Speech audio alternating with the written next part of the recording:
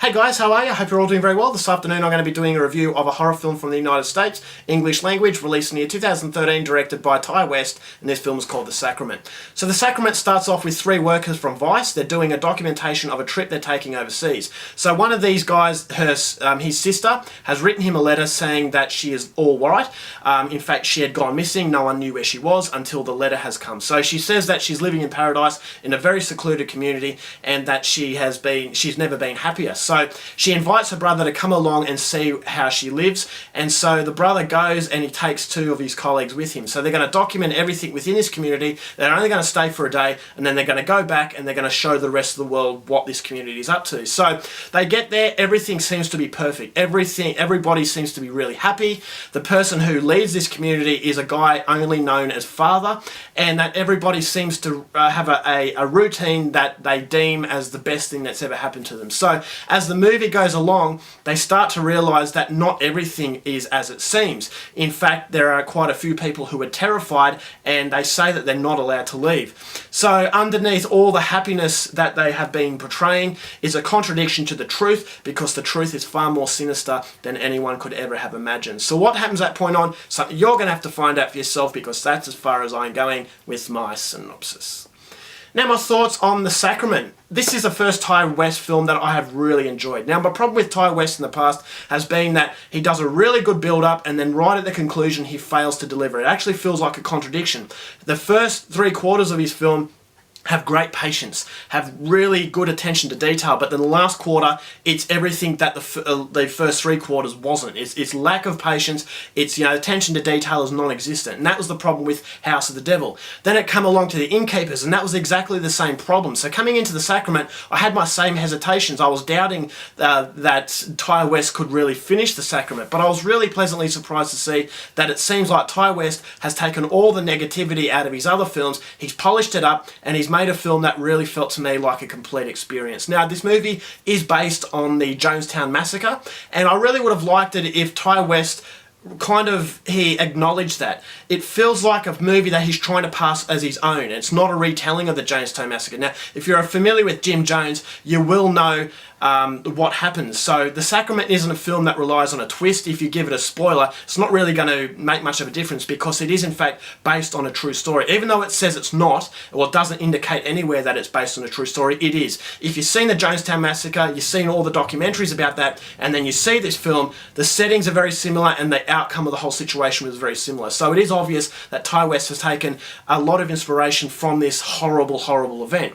So I just would have liked it if he acknowledged that. It feels like a little bit of a cheap trick, and it just feels like he's trying to, pass one over the audience. So anyway, that's only a minor criticism of a film that I thought was really worth the effort. So to start off with, it is a movie about a cult. It is a movie about the vulnerabilities of followers and these broken people, and that's half of the appeal of The Sacrament was the fact that it was really interesting. Although it's a very slow build-up, at no point was I ever bored, because these followers were really broken individuals. They had vulnerabilities that appeal to this sort of thing. Now, you've got the guy who played the father. He was absolutely phenomenal. He's the best part of the film, the cult leader. I just thought his presence on screen was really intimidating. There is a scene where he does an interview that I thought was absolutely mind-blowing. It was the best scene of the film, and it's just his presence. There was an aura about him where you felt to yourself, this is an authentic cult leader.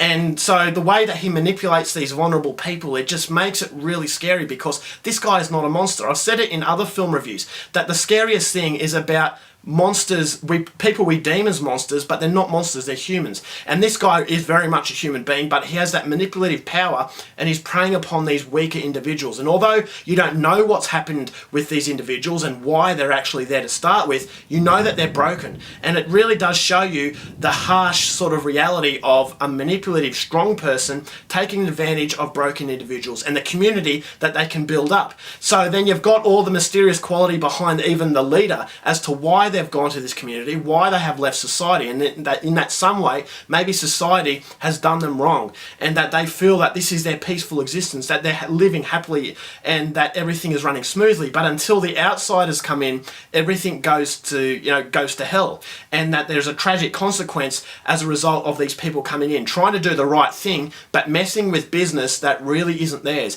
And it does raise the question, is it okay to come into a community, you see something wrong, is it your business to really try to correct that?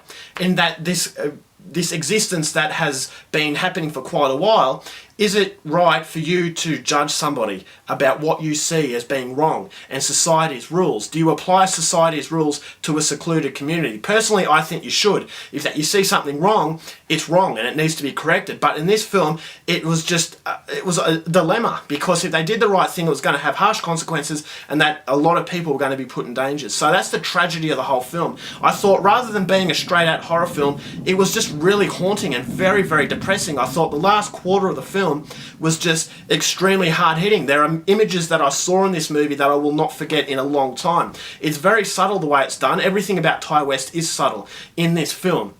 Whereas in his other films, I thought the conclusion of his movies, they weren't as subtle. But this movie, it does have a subtleness. When everything goes crazy, it doesn't go over the top. It always feels like it's realistic.